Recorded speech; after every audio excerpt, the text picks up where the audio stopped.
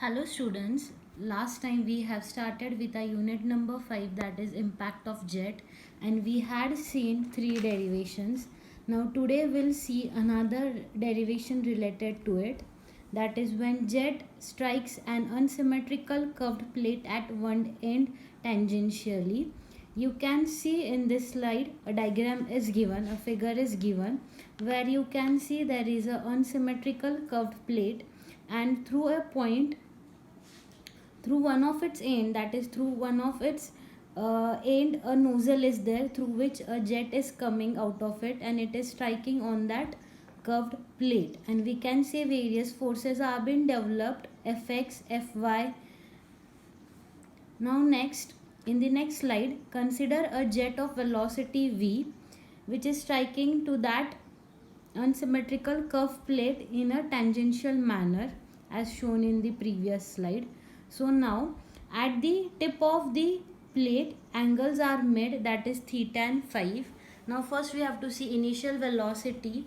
Now that will be vx in the direction of x, that is v cos theta, because to, as we have considered angle theta, so two components will be there, sin theta, cos theta. In the direction we are having cos theta, so vx is equal to v cos theta, and vy, that is in vertical direction, it will be v sin theta.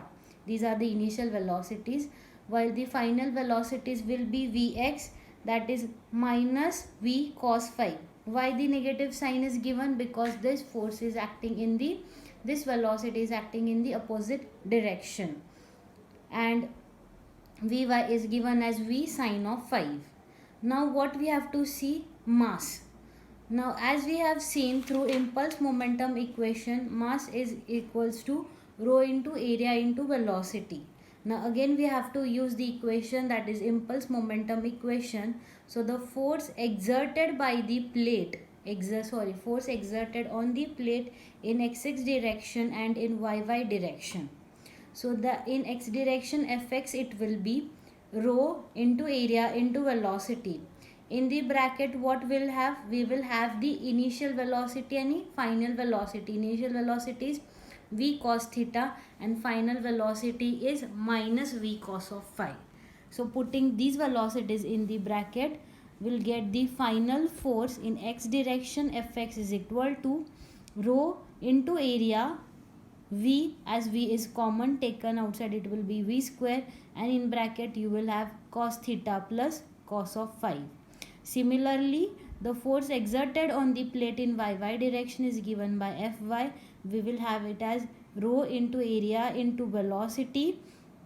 Again in the brackets we have to write down the initial velocity minus the final velocity, that is v sin theta minus v sin phi. V is common, so take it outside. So thus final force in y direction is given as fy is equal to rho into area into velocity square in the bracket sin theta minus sin of phi. Now if we are having a semicircular curved vane plate, now in the below you can see for semicircular curved vane or plate, if the plate is semicircular, then the angles theta and phi will be equal to 0, as it is a semicircular plate. So therefore fx, force in x direction, it will be rho into area into v square in the bracket, as the angles are 0, so cos of 0 plus cos of 0. As we know cos of 0 is 1, so therefore fx will be 2 into rho into area into v square. This is for a semicircular curved vane plate.